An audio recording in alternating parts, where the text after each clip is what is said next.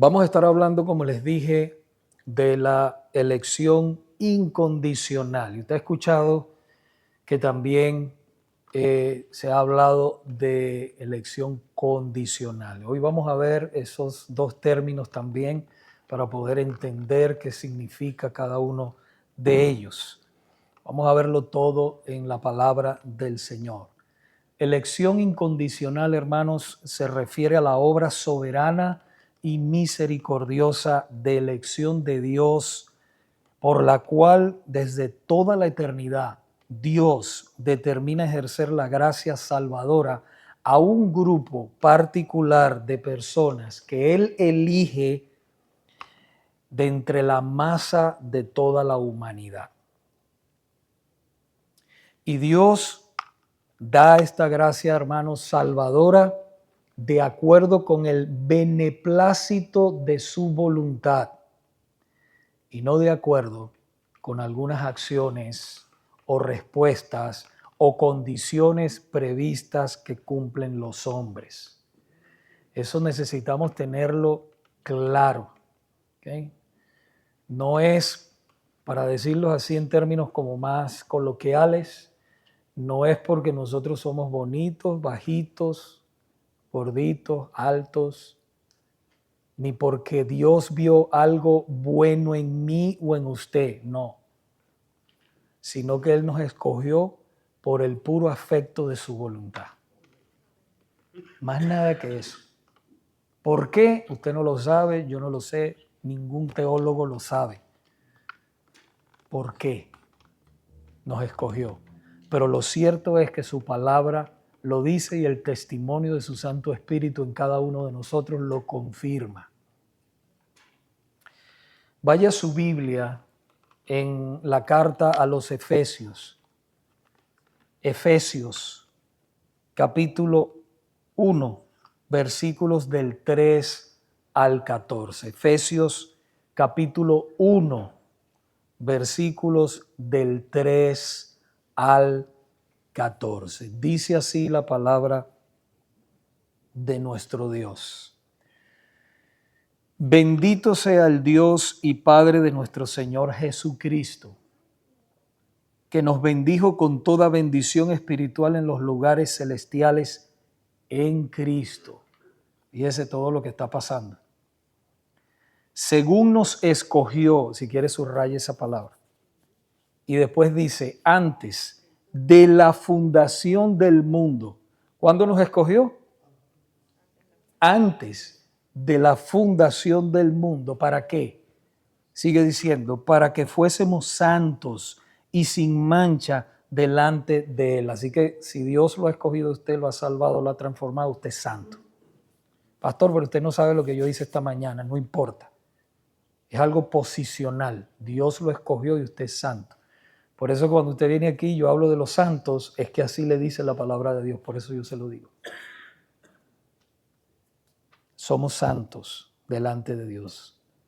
¿Que Dios quiere que busquemos la santidad? Sí, claro que sí. Primera de Pedro, capítulo 1, versículo 16, sean santos porque yo soy santo. Quiere que busquemos la santidad, que la practiquemos, la piedad, ¿okay? Una vida piadosa. Entonces sigue diciendo, para que fuésemos santos y sin mancha delante de Él. El 5 dice, en amor, habiéndonos predestinado. ¿Qué significa pre? Antes, destinado, predestinado, para ser adoptados hijos suyos por medio de ¿quién? De Jesucristo. Y entonces fíjese lo que decía al principio, según el puro afecto de su voluntad. Es la palabra. Es el Señor que nos está hablando. Según el puro afecto de su voluntad. Y entonces sigue diciendo el 6, para alabanza de la gloria de su gracia, con la cual nos hizo aceptos en el amado, o sea, en Cristo. Dios nos ha aceptado, pero en Cristo, por Cristo. Por eso el Señor dijo, yo soy el camino, ¿se acuerdan? En el Evangelio de Juan, capítulo 14, versículo 6, yo soy el camino, la verdad y la vida. Nadie viene al Padre si no es por mí, dijo el Señor. Y el 7 continúa diciendo, en quien tenemos redención por su sangre. Cristo nos ha comprado por su sangre, nos ha redimido, ¿ok? Por su sangre. Y el 8 sigue diciendo, que hizo sobreabundar para con nosotros en toda sabiduría e inteligencia, dándonos a conocer el misterio de su voluntad, según su beneplácito, porque quiso, le plació, el cual se había propuesto en sí mismo, de reunir todas las cosas en Cristo, en la dispensación del cumplimiento de los tiempos, así las que están en los cielos como las que están en la tierra. En él asimismo tuvimos herencia, habiendo sido, otra vez, predestinados conforme al propósito del que hace todas las cosas según el designio de su voluntad, es Dios. Fíjate que dice que hemos sido, habiendo sido predestinados, otra vez, conforme al propósito de aquel que hace todas las cosas según el designio de su voluntad. Y el 12 continúa diciendo, a fin de que seamos para alabanza de su gloria. Para alabanza de su gloria. Nosotros los que primeramente esperábamos en Cristo. En él también vosotros, habiendo oído la palabra de verdad, el evangelio de vuestra salvación, y habiendo creído en él, fuisteis sellados con el Espíritu Santo de la promesa. Pero ahí podemos entender, hermanos, que el Señor, por supuesto, nos ha escogido desde antes de la fundación del mundo, pero también Dios hace una obra previa antes que nosotros digamos que sí a la predicación del Evangelio. No es al revés, es antes. Porque el ser humano, Efesios capítulo 2, versículo 1, está muerto en sus delitos y pecados. ¿Se acuerdan que lo estudiamos? Entonces sigue diciendo que fuimos sellados con el Espíritu Santo de la promesa, que es las arras de nuestra herencia. ¿Usted sabe lo que son unas arras? No sé si usted, cuando eso era tradicional, antes se practicaba eso, que cuando uno se casaba, sí, los que son del tiempo mío para atrás, uno se casaba y entonces uno de los símbolos, era simbólico nada más, que tú le dabas, hay varios símbolos, ¿verdad?, que se le dan. Y entonces tú le entregabas a esa novia que ahí en ese momento iba a ser ya tu esposa, tú les dabas las arras, te entrego estas arras. Y yo me acuerdo que eran unos mediecitos o eran unas moneditas donde tú le dabas esas arras como un símbolo, ¿verdad?, de que tú ibas a ser fiel y que tú ibas a estar en la enfermedad, en la escasez, ¿verdad?, con esa persona y por supuesto en los tiempos buenos con esa persona. Entonces, fíjese, la palabra dice que nos ha dado las arras, ¿verdad? Es una inicial que el Espíritu Santo nos ha dado, nos ha sellado, pero todavía no se ha completado lo que nosotros vamos a hacer. Todavía no estamos en la glorificación. ¿Se acuerdan cuando leímos Romanos capítulo 8, versículos 29 y 30? Que los teólogos le llaman la cadena de oro, ¿ok? Nos predestinó, nos llamó, y hasta que llega la glorificación y nos glorificó, ya en el versículo 30. Entonces sigue diciendo el 14, que es las arras, de lo que estoy hablando, de nuestra herencia hasta la redención de la posesión adquirida para, otra vez, ¿para qué? Para alabanza de su gloria. Toda la vida de nosotros como creyentes, ya redimidos por la sangre de Cristo, es para su gloria. Lo que hacemos debe ser para su gloria. Acuérdese que Él preparó de antemano las obras para que anduviésemos en ellas. Las obras que nosotros hacemos hoy en día son las que le dan gloria a Dios. ¿Por qué? Porque la motivación de nuestro corazón, pues usted dirá, no, pero es que hay mucha gente que hace buenas obras, sí. Pero la motivación del que no le sirve a Dios o el que no es salvo, siempre es para su gloria en el fondo. Pero nosotros, por la ayuda del Espíritu Santo que vive en nosotros, recuerden que somos templo del Espíritu Santo, las obras que nosotros las hacemos para su gloria. El fin de nosotros es darle gloria a Dios. O debe ser. Debe ser. ¿Okay? Entonces, hermanos, la elección de Dios se basa puramente en su gracia soberana y no en algo hecho por los seres humanos. Los elegidos son llevados al verdadero arrepentimiento y a la fe salvadora por la obra del Espíritu Santo. Si no, no pueden. Y ahora le voy a hacer una pregunta difícil, pero es fácil. ¿Quiénes son esos elegidos? Sí, pero sí. A ver, ¿quién más pudiera decir? ¿Quiénes son esos elegidos? ¿Ah? ¿Perdón? Los que escogió, sí, es verdad. Dice Pablo en Romanos, que son los de una promesa, los que leí, una promesa. Según la promesa. No son judíos, sino también son gentiles. Sí, exacto. Nosotros no sabemos porque tienen un sello en la frente. Bueno, podemos decir la iglesia escatológica, que eso lo conoce Dios. Se fueron, wow. Son muy teólogos ustedes. Wow. Sí, está bien lo que han dicho. Pero los elegidos, para decirlo de una manera fácil, son los que han creído, creen y creerán en el futuro. Esos son los elegidos. Porque verdaderamente nosotros no sabemos, como dijo el hermano, ¿verdad? Los que van a creer, los que han sido elegidos hasta que creen. Cuando creen y manifiestan, ¿verdad? Porque no solamente yo creo y salgo por ahí, no. Hay una transformación verdadera en esa persona, hay un cambio de vida total. Esa persona no es perfecta ni nunca llega a ser perfecta, pero sabe y se nota, sus deseos cambian.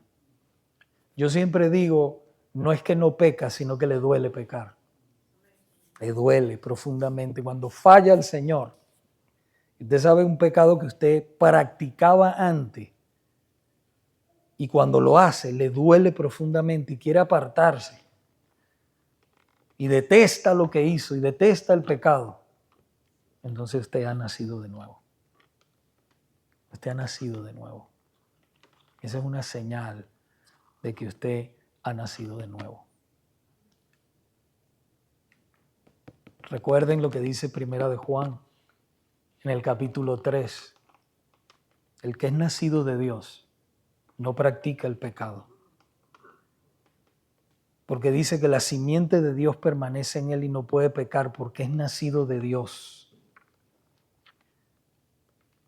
Pero el que practica el pecado, dice, es del diablo, porque el diablo peca desde el principio. Para eso apareció el Hijo de Dios, para deshacer las obras del diablo. Pero fíjese que dice, no practica.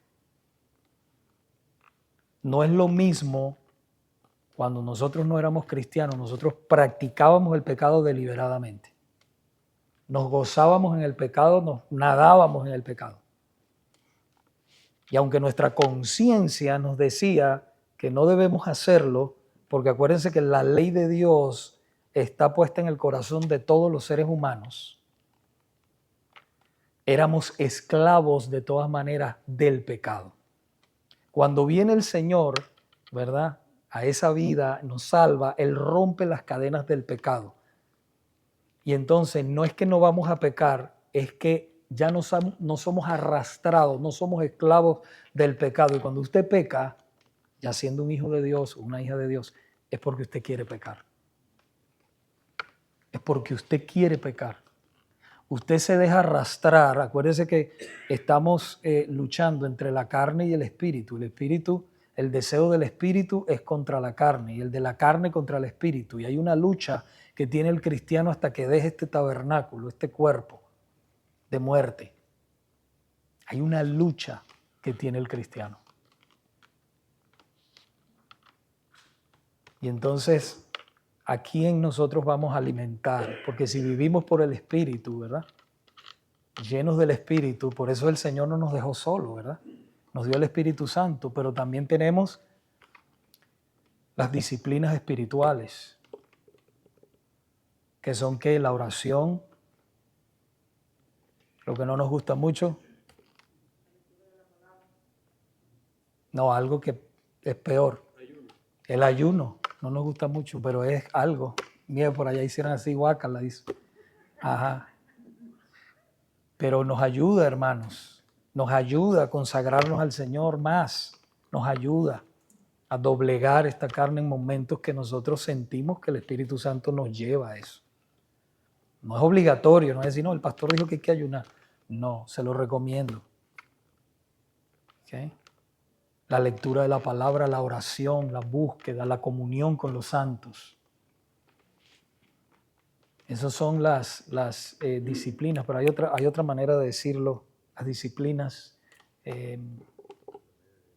los medios de gracia. Gracias, mi hermano Edgar, así es. Son medios de gracia que Dios nos ha dado para que nosotros podamos tener victoria en todo momento. Entonces, eso es importante.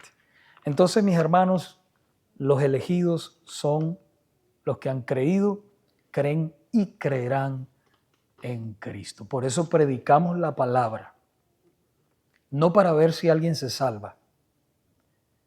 Es que predicamos la palabra porque estamos seguros, sin lugar a dudas, que el Señor va a salvar, porque ya ha escogido. Por eso predicamos la palabra con esa seguridad, donde quiera que vamos. Hay muchos que van a decir que no, pero hay otros que van a decir que sí, como lo vamos a ver ahora en la palabra. Ahora, ¿qué significa predestinación? ¿Qué significa predestinación? Significa que en el plan soberano de Dios, Él decide todo lo que va a suceder en el universo entero o en el mundo entero. Nada, hermanos, nada sucede en este mundo por casualidad. Dios está detrás de todas las cosas, de todos los acontecimientos. Y Él decide y hace que las cosas sucedan. El Señor no se sitúa al margen, como diciendo o temiendo que quizás lo que pueda suceder, vamos a ver qué pueda suceder a continuación. No. Él ha predeterminado todas las cosas según el designio de su voluntad. Todas. Pastor, las malas también. Miren lo que dice Efesios capítulo 1. Efesios capítulo 1, versículo 11. En él asimismo tuvimos herencia, habiendo sido predestinados conforme al propósito del que hace todas las cosas según el designio de su voluntad. Dios lo controla todo. ¿Okay? Como escuché al pastor Sugel Michelén, que dijo, si Dios controlara nada más el bien, las cosas buenas, pues entonces no controla casi nada. Que la mayoría de las cosas son malas, y es verdad. Dios controla absolutamente todo. Vamos a ver un ejemplo en Génesis. Vaya al primer libro de la Biblia. Vaya ahí a su Biblia. Génesis capítulo 45. ¿Se acuerdan allí cuando lo que sucedió con José, todo lo que le había pasado a José, cómo sus hermanos lo trataron, lo intentaron de matar, todo lo que él pasó, los años en la cárcel, todo eso? Y entonces él en el capítulo 45, y mire, estoy totalmente seguro de que él no lo comprendía al principio, igual que muchos de nosotros estamos pasando tantas cosas que hoy no la comprendemos, pero algún día lo vamos a comprender. Esos sufrimientos que usted está pasando, ahora usted no los comprende, pero tienen un propósito. Hoy vamos a hablar de eso si el Señor lo permite, en el servicio de adoración. Génesis capítulo 45 dice, del 4 al 8. Entonces dijo José a sus hermanos, estos malvados, ¿verdad? Acercaos ahora a mí. Y ellos se acercaron. Y él dijo, yo soy José, vuestro hermano, el que vendisteis para Egipto. Ahora pues, no os entristezcáis, ni os pese de haberme vendido acá, porque para preservación de vida me envió Dios delante de vosotros. Pues ya ha habido 2 años de hambre en medio de la tierra, y aún quedan 5 años en los cuales ni habrá arada ni siega. Y Dios me envió delante de vosotros para preservaros posteridad sobre la tierra y para daros vida por medio de gran liberación. Así pues, no me enviasteis acá vosotros. Mire lo que dice, sino Dios, que me ha puesto por padre de Faraón y por señor de toda su casa y por gobernador en toda la tierra de Egipto. O sea que no fueron ellos, no fue Faraón, no, fue Dios que lo envió a él ahí con un propósito, pero él lo comprendió fue después, a los años, después que sufrió. Mire lo que dice también en Hechos, ahora vaya a Hechos. Hechos capítulo 4, versículo 27 y 28 dice, porque verdaderamente se unieron en esta ciudad. Voy muy rápido, ¿verdad? Hechos capítulo 4, 27 y 28. Hechos de los Apóstoles, capítulo 4, sí, 27 y 28 versículos. Dice, porque verdaderamente se unieron en esta ciudad contra tu Hijo, contra tu santo Hijo Jesús, a quien ungiste, Herodes y Poncio Pilato, con los gentiles y el pueblo de Israel, para hacer cuanto tu mano, escucha esto, cuanto tu mano y tu consejo habían antes determinado que sucediera. ¿Ve? Antes. Y estaba pasando algo terrible. ¿Okay?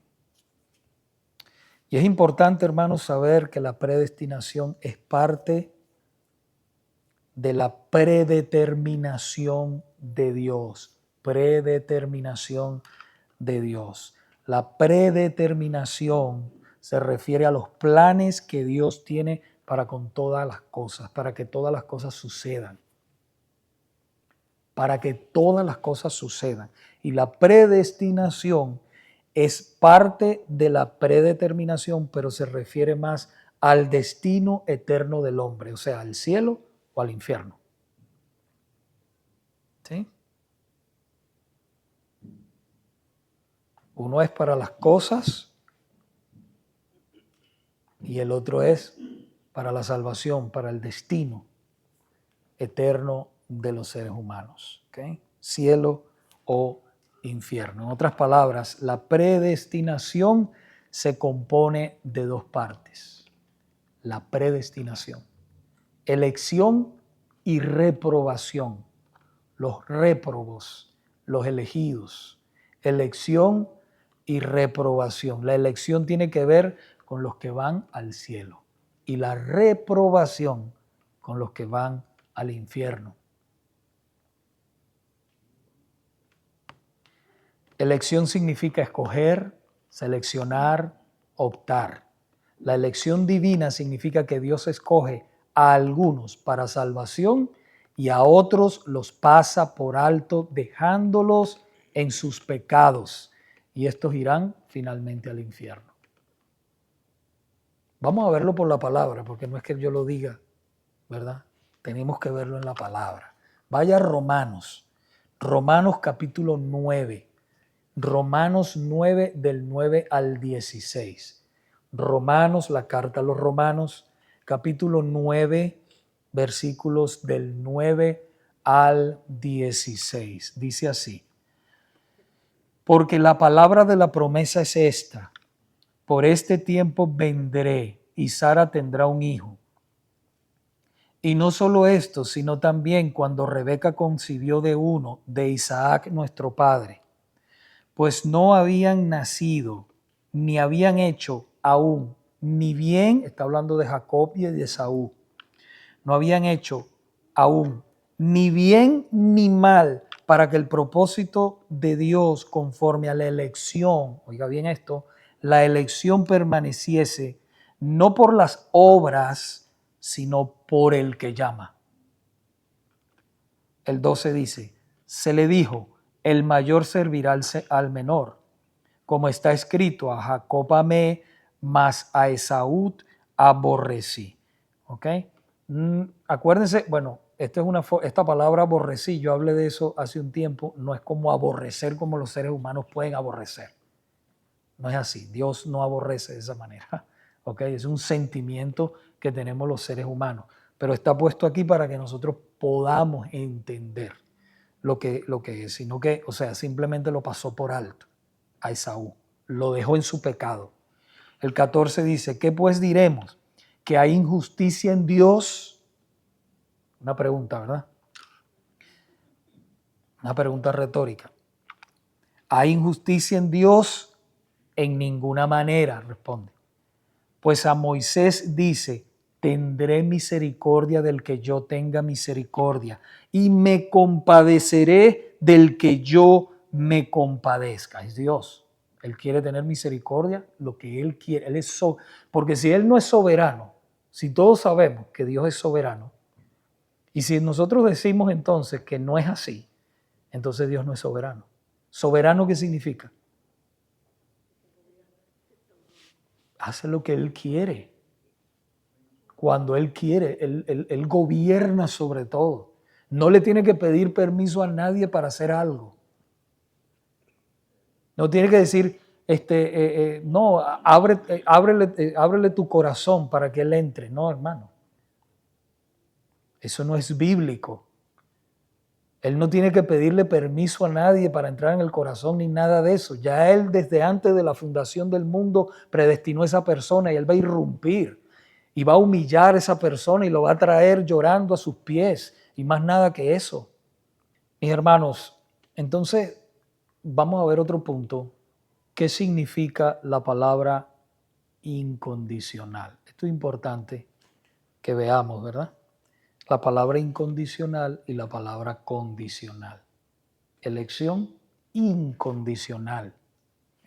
Significa que Dios escogió para salvación a un pueblo en Cristo antes de la fundación del mundo, como hemos visto, ¿verdad?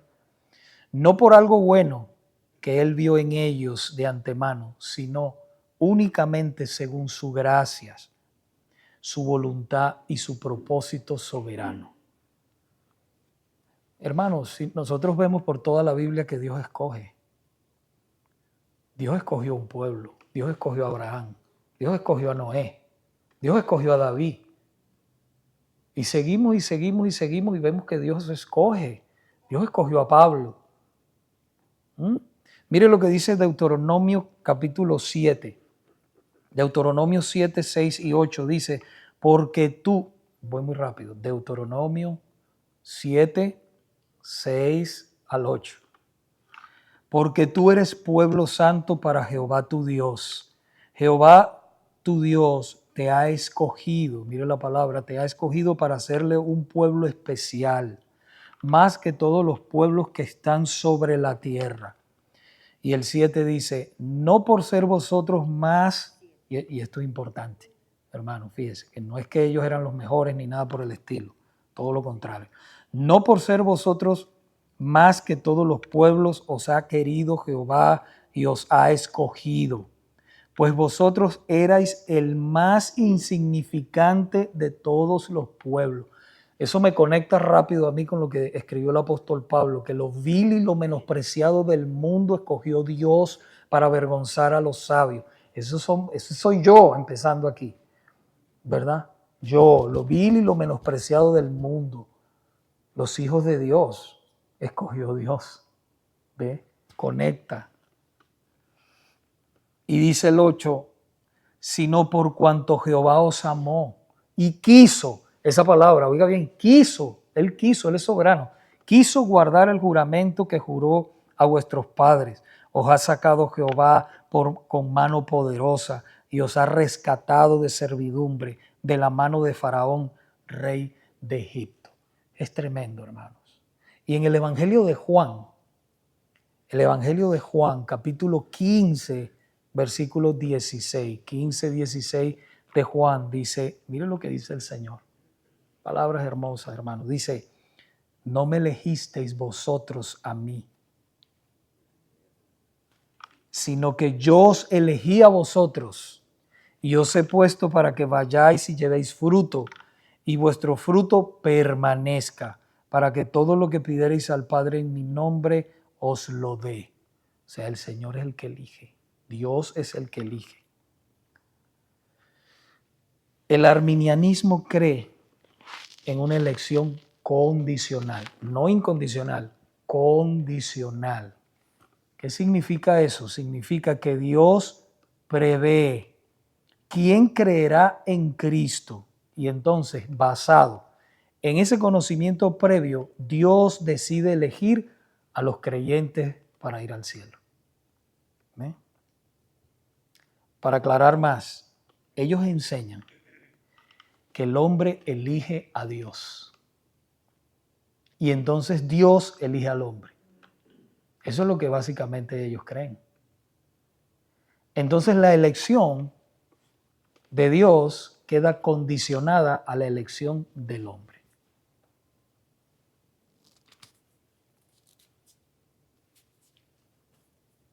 Pastor, ¿cómo ustedes saben cuando alguien se salva si ustedes no hacen un llamado al frente?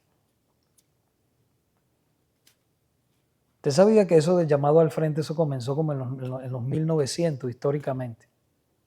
Eso comenzó por ahí en los 1900, pero jamás los puritanos han estado llamando a nadie al frente, ni los bautistas reformados, ni nada, ni los reformados. Ellos no llaman a nadie al frente.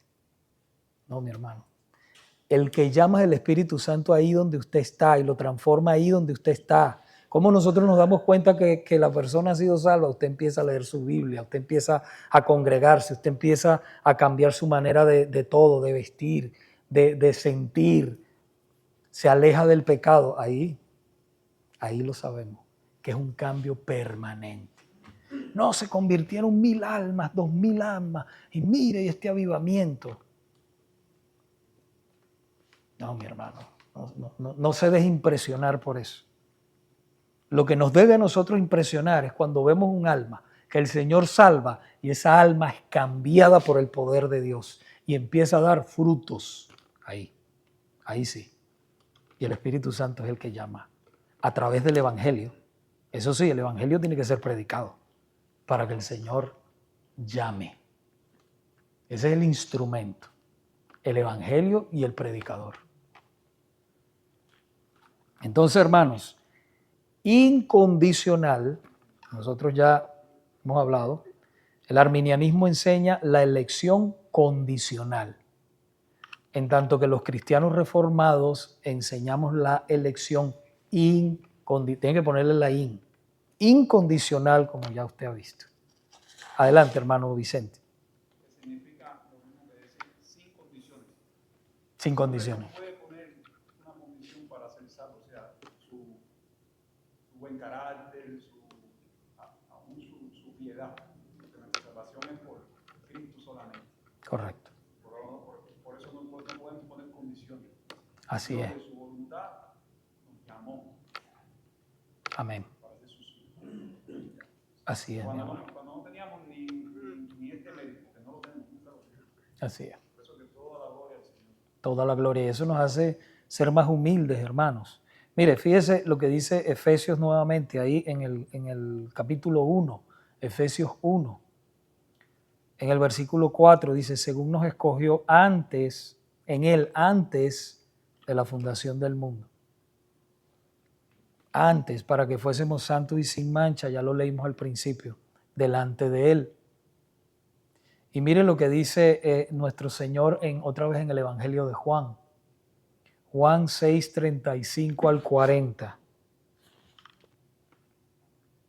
Y ya con esta escritura vamos a terminar para dar paso a las preguntas y comentarios y todo eso. Vamos a leer esta última escritura. Juan, el Evangelio de Juan, capítulo 6, versículos del 35 al 40. Jesús les dijo, yo soy el pan de vida. El que a mí viene nunca tendrá hambre, y el que en mí cree no tendrá sed jamás. Más el 36. Mas os he dicho que aunque me habéis visto, no creéis. Todo lo que el Padre me da, vendrá a mí. Fíjese, todo lo que el Padre es el que da, vendrá a mí. Y al que a mí viene, no le echo fuera. Porque he descendido del cielo no para hacer mi voluntad, sino la voluntad del que me envió. Y esta es la voluntad del Padre, el que me envió, que de todo lo que me diere. ¿Quién es el que da entonces? El Padre. ¿Okay?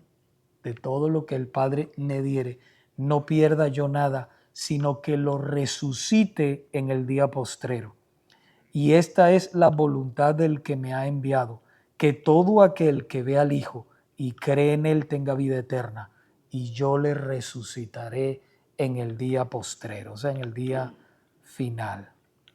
Mis hermanos, tengo otras citas más, pero yo sé que se nos ha ido el tiempo, pero sí quiero recordar de nuevo esta pregunta para que no se nos olvide quiénes son esos elegidos de Dios. ¿Quiénes son ellos? ¿No? Los que creen. Seguirán. Y van a creer en el futuro, porque estamos predicando hasta que el Señor regrese por segunda vez a buscar su iglesia. Entonces, esos, nosotros no lo sabemos. Predicamos el Evangelio, ¿verdad? Donde quiera, donde estamos, con nuestras vidas también. Y a medida Dios los va salvando, entonces nosotros estamos viendo que son aquellos que Dios ha elegido desde antes de la fundación del mundo. Los elegidos son aquellos que han creído. Entonces yo termino con esto, con lo que dice nuestra Confesión de Fe Bautista de 1689. Lo dice de una manera que verdaderamente me gustó y nos advierte acerca del cuidado que debemos tener cuando enseñamos esta doctrina. Esta es una doctrina para muchos difícil para comprender y todo, así que debemos enseñarla con mucho amor, mucho tacto, con mucho cuidado, pero ahí con la palabra y firme, hermanos, firme enseñando lo que el Señor dice en su palabra y esperando en Dios y orando que sea el Señor el que abra el entendimiento. Entonces dice nuestra confesión en el capítulo 3, hablando del decreto de Dios en el párrafo 7. Dice, la doctrina del profundo misterio de la predestinación debe tratarse con especial prudencia y cuidado para que los hombres, al atender a la voluntad de Dios revelada en su palabra y al prestar obediencia a la misma, puedan, por la certeza de su llamamiento eficaz, estar seguros de su elección eterna. De este modo, esta doctrina proporcionará motivo de alabanza, reverencia y admiración a Dios, y de humildad, diligencia y abundante consuelo a todos los que sinceramente obedecen al Evangelio.